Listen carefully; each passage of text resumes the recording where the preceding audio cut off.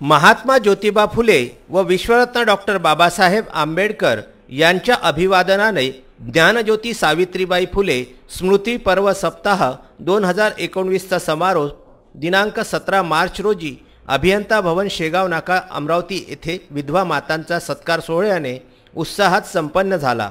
या कार्यक्रमाच्या अध्यक्षस्थानी अखिल भारतीय माळी महासंघाचे ॲडव्होकेट संभाजीराव पगारे, उद्घाटक ठाणे येथील बापूसाहेब माळी, स्वागताध्यक्षा प्राध्यापिका गीता मडघे, निमंत्रक भरत खासबागे व प्रमुख अतिथी व्यासपीठावर उपस्थित होते। या प्रसंगी सुरुवातीला दीप प्रज्वलन करून सावित्रीबाई फुले यांच्या प्रतिमेचे पूजन करण्यात आले व मान्यवरांच्या हस्ते माळी समाजातील विधवा मातांचा सत्कार करण्यात आला।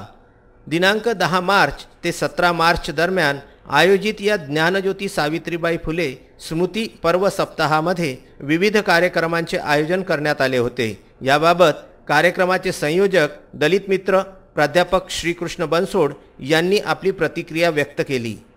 आम्ही गेल्या काही वर्षापासून 10 मार्च ते 17 मार्च पर्यंत स्मृती पर्व कार्यक्रम आयोजन करतोय। यावर्षी आम्ही माळी समाजातील ज्या विधवा महिला आहेत पण त्यांनी प्रतिकूल परिस्थितीत आपल्या अपत्यांना शिकवलं, त्यांना स्वावलंबी बनवलं, त्यांना पायावर उभं केलं, अशा विधवा मातांचा आम्ही या ठिकाणी सत्काराचे आयोजन केलेलं आहे।